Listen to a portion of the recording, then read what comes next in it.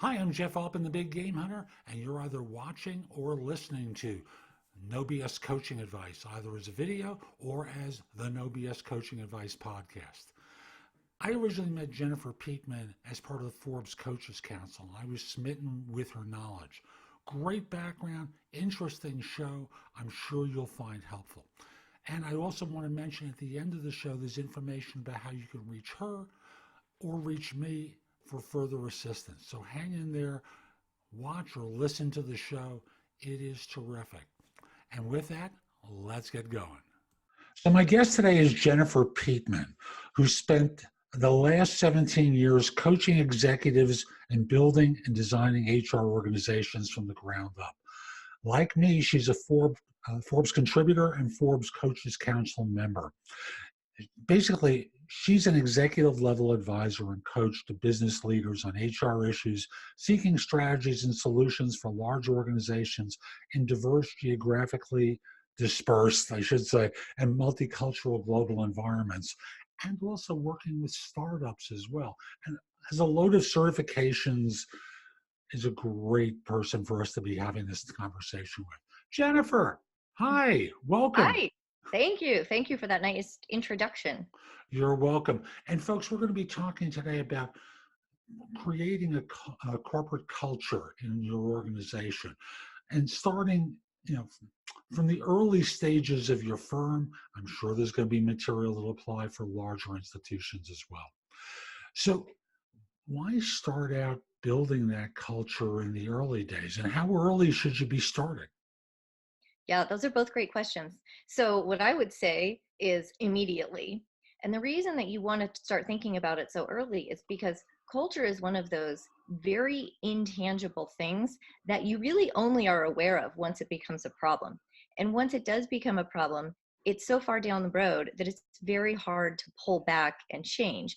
So if you can incorporate being thoughtful about it into the very, very beginning stages of your company, I promise you, you will save yourself a lot of heartache down the road.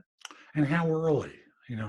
Well, I think that as soon as a founder has an idea of what kind of a company, so they need to have a product, they need to have a target audience, and then I think they want to start thinking about what kind of employees are they looking to hire? What kind of behaviors do they value? What kind of behaviors do they want to stay away from? Employees define a company, and there's a reason we call them human resources, because they literally are.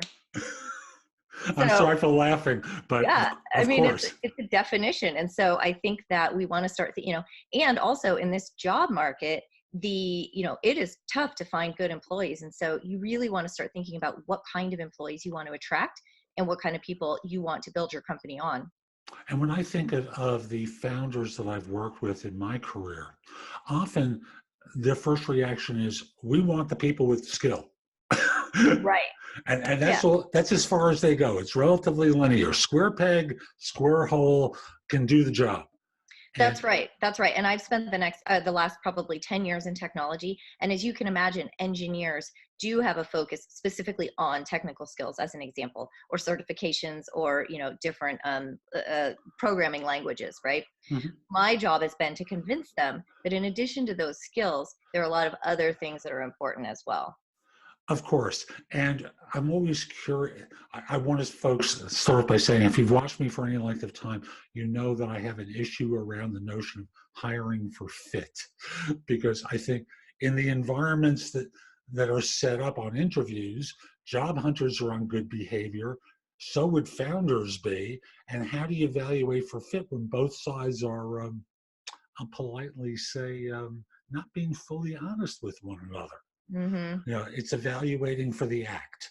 Yeah. So, I think the question that you're asking, though, I think we need to ask the question before that, which is, we need to identify what I agree with you about hiring for fit, but what we need to agree on as founders, or as a C-suite or as an executive team, is, what do we want for this company?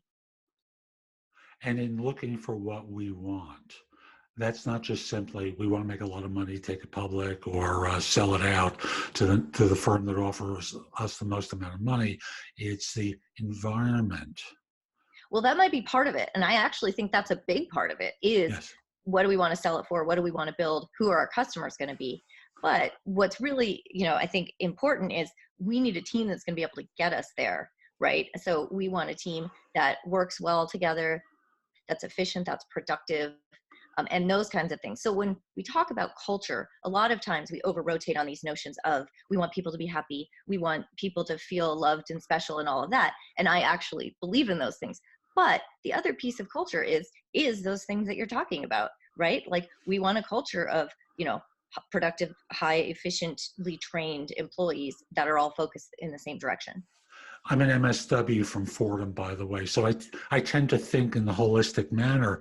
But I'm curious, when you're working with founding teams that are starting to think in terms of, okay, we have to start bringing people on board, Mm-hmm. what do you encourage them to ask one another? Because I'm going to work with the assumption that there are co-founders Yes. in this. Yes. Uh, So the biggest area where I see founders fall down or early level executive teams is that what they do is they get together and they get a big whiteboard and they say, what do we want our values to be? What do we want to build our culture on? And I always think that's a really bad idea. And here's why. What I encourage people to do is observe, don't decide. So what I mean by that is instead of thinking cerebrally about what kind of a culture we'd like to build, I actually want you to look to the founders of the organizations and observe their values, observe their behaviors, observe the way that they work. Because what I often see is that, once a company gets to a certain level and they start to bring in a middle leadership, and, maybe now they've hired a head of HR and maybe they've hired some recruiters and those kinds of things, those people start to say, we want to build our culture and we want to define our values. But the problem is there's often a disconnect between the founders and the middle level of the organization. So then what we've got is a culture that's actually built on what we think and not what we do. and it's funny how often there's a disconnect between thinking and doing. And to me, from my background, because I'm also, psychoanalytically trained as well, I always look at the behaviors first because everyone knows the right thing to say. Right. We've all been infiltrated with, corrective values that we don't follow. Right. So observing the behavior, do you try to bring in someone from the outside to observe, or do you just as a team notice what each of you does and don't do? Well, I'm a big fan of there being someone or some entity that owns the people function. Now, early on in a startup environment, depending on your funding and depending on your round of funding, there may or may not be budget for somebody who's actually, a CHRO kind of a person. But somebody needs to have their eye on the ball. And more importantly, it does need to be somebody that understands sort of how this works. And there's somewhat of a specialist or have done something like this previously. Hmm. And thus, basically, they're walking around taking notes about what each person's doing. It almost reminds me of olden days where there used to be the efficiency expert that would walk Uh, around with the clipboards, Well, taking notes. maybe, yeah. And what I'm more talking about is actually observing the leadership of the company Mhm. and the way that that team operates and the way that that team communicates and behaves. So, for example, this is one of my favorite examples. The middle level management of the organization will say, we value transparency, we value communication, we value empowering people. But then when I look to the founders or the C-suite or the executive team, what I realize is that the founders, maybe, for example, over rotate on um, privacy, over rotate on not actually, holding things close to the chest. Mhm. So then it becomes conflict between those two things, for example, Yeah. right? So the founders might be great at some things, which of course they are, right? They're the founders for a reason. But let's highlight and value those things, because then the whole organization, as goes the leadership, so does the rest of the organization. You bet. Behaviorally, people will follow what they notice. It's kind of like children with parents. Yes, In that, parents will say certain things, and there's a disconnect between what they encourage people to do and what they themselves do. that's So right. it doesn't surprise me that there's often a disconnect between what the founders say and what middle management comes in, That's right. because it hasn't been communicated to them. and they That's haven't right. lived through it. Absolutely. So now that we're at the point where we're starting to observe values through behavior, how do you codify that into something that allows someone to create the environment? How do you take it from concept to delivery, let's say? Right. So I think that if you have somebody in the mix who has observed the behavior and maybe led some conversations with the executive team about these are some of the things that I think that our organization values and I think are part of the fabric of the organization, I think that there needs to be buy-in from the executive team, whoever's leading the company, and really have some conversation about that. And I think what's most important is that whatever the agreement is around values, the executive team, that is the holy grail for them, and they always behave that way, and they always do things that are in alignment with that. So for example, they don't agree on and decide on values and then have an executive meeting where those values, things come up and Violated. violated. Yeah. Exactly. And so it can be anything they want, but it has to be modeled by the executive team. And then from there, and then from there, it gets rolled down throughout the entire organization. And then I like for there to be some things set up that actually boost those values. For example, perhaps you set up awards, right? So there's a lot of things that you can do that create culture within a company. So maybe one of the values is doing the right thing no matter what, or something like that, right? So whenever people in the organization do that, maybe there's a award that then backs up that really is a value, just as an example. But I think the Yeah. major thing is that the executive team and the leadership team can never violate those values. And if they do, then they're truly not values of the organization. Right. And it's almost as though an external coach has to arrive at that point. It's almost need Perhaps. a coach, an HR individual, depending upon the size and scope of the organization, to identify where the breakdown is Right. and support the reconciliation of values and behaviors at that point. Doesn't mean that they can't renegotiate values at that That's stage, right. right? Yeah, and I think you've hit on a really great point, which is that values really should be living and changing along with the different needs of the organization. And it reminds me of Facebook and its mission statement, its evolution. You know, from being the small firm at Harvard to now where they are today, the mission statements have evolved as well to one where they think globally rather than, okay, we got to make some money somehow. Absolutely. So in looking, we've kind of dealt with the founder phase, and we quickly went to the situation where there are employees and dealing with disconnects on values expressions. And we kind of missed some steps in the middle between the two. And it was a natural flow to our conversation, but I just want to make sure we cover a few points. So when you're now interviewing for people and you're trying to communicate values and interview for those values, knowing that everyone's on good behavior, how do you make sure that you are actually getting a hire that's going to adhere to those values, believe that those values are important, et cetera, as well as the skills, of course? Yeah, it's a really great question. And you are, I'm sure, an expert at interviewing, but the way that I like to, the way that I think you can best attempt to address that is through behavioral based interviewing.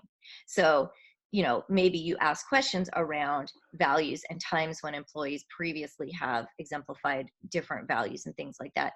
Another way, depending on the level of the hire, that a lot of organizations are doing it now is through my sister just interviewed with a very large company for the head of HR last week, and they put her through basically a 2-hour presentation to the executive team that she had prepared in advance. And I think that those kinds of things where I see a lot of organizations actually attempting to sort of put the potential employee in the job for a day or for an activity or something like that does give you, or has the potential to give you, a good idea of how they would actually behave and perform in the job. After all, when your sister is performing at the whiteboard or doing a presentation Exactly. to the executive team, they have a sense of bearing and style and thought process from this. Yeah, it's hard to fake 2 hours of who you really are in that way. I know a few people who can do it, but that's a different conversation. Having worked in search, you discover how psycho some people can be, and you learn little tricks to pull it out. But I digress again. So, behavioral interviews, like tell me about a time when you fill in the blank. Right. And No, the key is to get the questions right, though, and to understand what it is you're actually going after by asking those questions. right. And could you give me a sense of a value and the question that might align with it? I would say so. Let's say that one of the values of the organization is always speak the truth, even if it isn't popular. Something along those lines.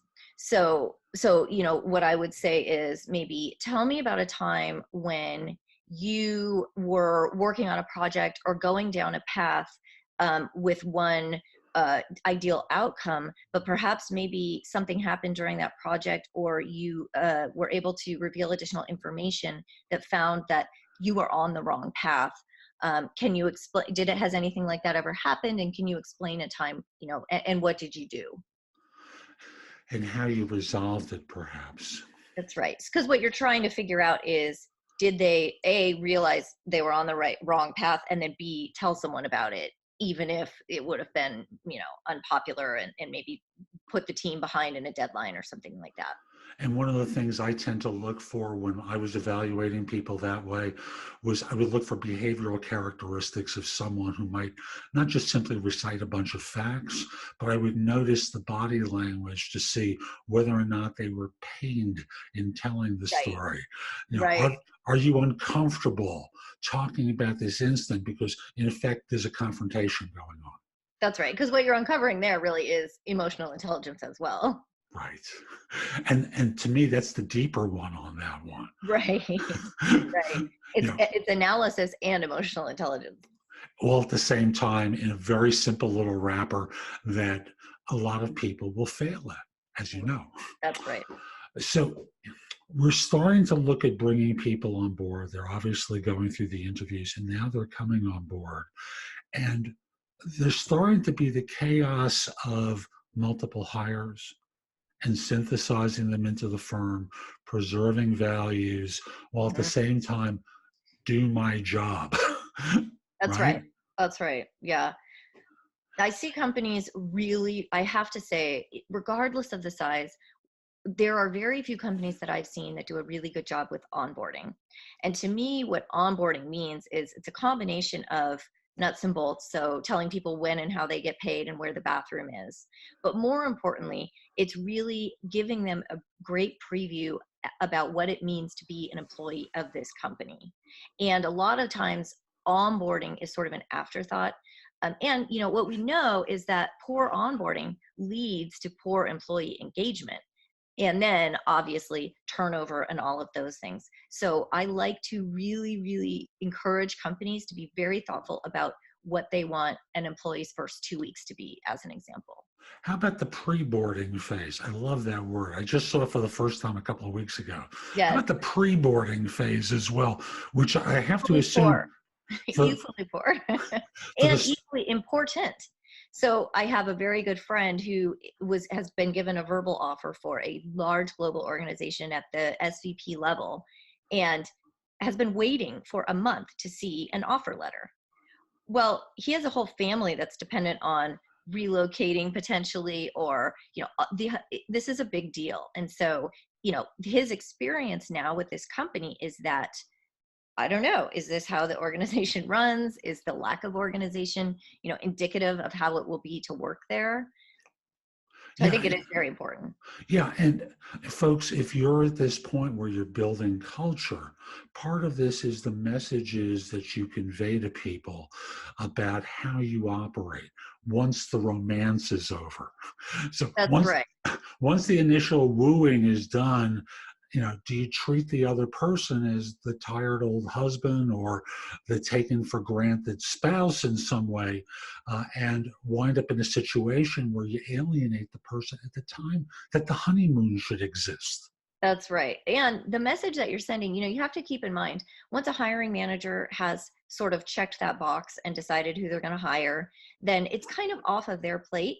But a lot of the times the hiring manager will say, okay, you should get your offer letter within 2 days or something like that. You have to remember that the candidate is on pins and needles this whole time. This is one of the most stressful life experiences that humans can go through, leaving a job, changing a job, getting a new job. And so we really need to be empathetic toward the experience of that person. And I understand if you're a hiring manager, if you're on the business side rather than the job hunter side, your tendency is to go, hey, it's no big deal. We're half a day late. So what? Well, they don't know that. That's right. They don't know it's going to be a half a day. For all they know, it's going to be a month because they heard stories from friends of theirs about bad experience that they've had, who are all now whispering in their ear about, oh, this That's could be a right. problem. That's right. And just set appropriate expectations. Easier sometimes said than done with some firms. Trust me, yes. I know I've worked for companies where offer letters have to be signed off by every single board member. And, I understand the difficulty and the intricacies. However, I think it's just about setting the appropriate expectations and following through. Or communicating what the delay is, and reset the expectation about when the step is coming. That's right. So we're starting to bring employees on, and now we're having the chaos of the new employees. They're on board, they're bumping heads with one another. Supervision sometimes is non-existent, lax, however someone wants to define it. How do you preserve culture as the culture is or the environment is expanding, and there tends not to be the enforcement of culture or the oversight to culture that is ideal? Yeah, I think it's a combination of a number of things. I think that if you have good leadership, particularly in the people space, you need to be able to grow at a pace that's appropriate for your organization. So I think that's number one. I think you really need to plan and be thoughtful about your growth and realistic about how quickly you can grow. But number two is, I think that, again, it comes back to the onboarding. And when I say onboarding, I don't necessarily just mean the first 2 weeks. I mean, what does the first 6 months look like? And how can you test for this employee has been appropriately onboarded? They understand what's expected of them. They understand what it means to work in this company and what the culture is. So I think that really the most important job that you have as a manager is that frequent check-in and touch point with those new employees. And that can be done in a variety of ways. It doesn't solely dependent on the manager. I've seen lots of good programs where there's a partnership between an existing employee who's sort of a cheerleader for the organization and helping to get that new employee acclimated. It can be in the form of, lots of work is done in teams these days. So I think that even each team has its own culture, subculture within an organization. Some teams have, some little award that floats around from person to person, or some teams every Thursday night, go bowling and have a beer, or whatever it is. But I think it's also that you can really rely on the team to help to integrate that new employee as well. And it's interesting you mentioned the after hours stuff. When does that get communicated to people? Well, I come from technology, so it's almost all after hours. But what do you mean does it get communicated? Because sometimes, I'm an East Coast guy, and a lot of my work was New York based, and people discovered after the fact what was expected of them in terms of after hours behaviors. Mm-hmm. The team goes out on Thursday night, and well, yeah, and I think that all of that, I think you're kind of touching on a bit of a different subject, which is, do you have to participate in those kinds of things in order to really be integrated into the culture? So that may be a little bit of a different question, but I think that it's really important from the very beginning, when you first come on site and you're interviewing for an organization, that you understand, and I would ask as a candidate, what are some things that you do for socialization? What are, do if that's something that's important to you, right? Or, how does the group have fun? How do you, what kinds of hours do people keep? Do people social, you need to be asking those kinds of questions, particularly if they're important to you. Agreed. And for so many folks, I'll go to the classic scenario of a team of single individuals, the new employee with a young child at home, male or female makes no difference. It's just about there's a desire to spend time at home with a young child, and how do you balance That's right. that? Yeah. That's right. Yeah. So we're starting to bring people on board, and I keep thinking back to creating the culture. And so far, we'd spoken earlier on about, uh, in effect, the whiteboarding and observation phase, and dealing with the incongruence between what's expressed and what's actually done. What other things go into creating the culture within the startup or an existing firm for that matter? Well, I think once you've defined what the culture is and what you seek for it to be, I think, I'm a big fan of incorporating it and making it a living, breathing thing. So some examples of what that might look like are actual physical reminders of the values. So posters and things posted around. Whenever there's an all hands meeting or quarterly business review, maybe the beginning is a review of the values and maybe some of the highlights that have happened that are in alignment with those values, and really having a lot of reminders about what they are. Maybe every meeting in the company needs to start with a minute about values and ways that we really did a great job, and ways maybe that there's room for improvement. But I think that it's just about, it's not about putting it in some binder on your shelf. It's about bringing it out and having it be present and constantly revisit it. I mean, companies that I work with, I actually, at the executive level, I actually encourage them to revisit the values quarterly. Say, are these still really relevant to us? Do they still make sense? Do they need to be updated? Do they feel stale? Sweet. And in doing that, what sort of transitions have you seen people go from in definition of values? From, I'll use the example of one extreme to another, but well, they tend to be more textured, I'm sure. Yeah, I mean, a lot of the time, for example, I'm working with a very large company now, and because the product has changed, so have the values. So, for example, the product was focused a lot on smaller business use, and it transitioned to more of an enterprise product. So along with those things, so as an example, and I'm not, using a specific company, but as an example, if you're focused on a smaller company, maybe some of your values are more about, person to person connection or relationship building one-on-one. Well, as you focus to becoming an enterprise solution, maybe your values change to, building the product that, dominates the market and is the, most efficient, productive, whatever. I mean, those are just kind of some examples, but sometimes the culture is led by the product, or the marketplace. Mm-hmm. What haven't I asked you about so far that we really should cover? I think, you know, one of the things that is interesting, and I think that founders really should think a lot about, I have a phrase that says, by the time you think that you might have a problem with your culture, you Yes, I probably do. have a really big problem with your culture. And so I think that just what I would say to founders is it really is one of those things that once the horse is out of the barn, it is very, very difficult to bring it back without a lot of pain and perhaps lawsuits, depending on the size of the company and those kinds of things. So I think that it's just, I would, if I had a magic wand, I would tell every founder, be aware of it from the beginning and focus on it. And as soon as you're able to actually put some budget behind it, I think that a dollar spent in the initial stages of developing your company will be very well spent. After all, we've all heard of examples in recent years of Yes, firms whose cultures went out of control.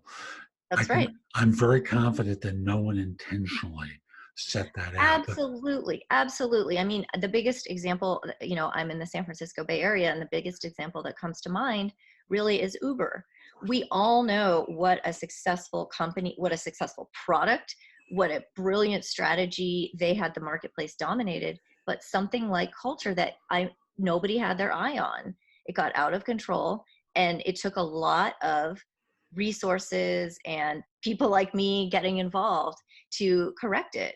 And once there's blood in the water, people go after that. And now it's, whenever we hear Uber, a lot of us probably think about those problems as well, instead of it's just the best ride sharing app on the planet. Right. And it came close to destroying the firm, obviously. Yes it did. So Jennifer, how can people find out more about you and the work that you do? Well, a number of ways. Probably the easiest is my website, which is jenniferpeatman.com. I have a very large Instagram following as well, which is at Jennifer Peatman Coaching. And I'm very, very proud of my private Facebook group, which is invitation only. So you could, go to my website, send me an email, and I would love to hear from you. And would you spell Jennifer Sure. Peatman for us? Sure. It's JenniferPeatman. Terrific. So that's today's show. I hope you found it helpful. If you did, and you're watching on YouTube and want to subscribe to my channel, click the button in the lower right-hand corner. You'll get notification whenever I release new content to YouTube. Also want to mention there's even more available at my blog at thebiggamehunter.us. Go over to the site, go exploring. There are thousands of posts that you can watch, listen to, or read that will help you find work, help you hire better, help you manage and lead more effectively. Generally be more effective in the workplace. And lastly, I just wanted to say, if you're interested in one-on-one coaching, at the website, what you can do is there's a button on the homepage where you can schedule a free discovery call with me. You can also, by the way, set up coaching with me, but however you want to do it first, I'm okay with. Hope you have a great day and take care.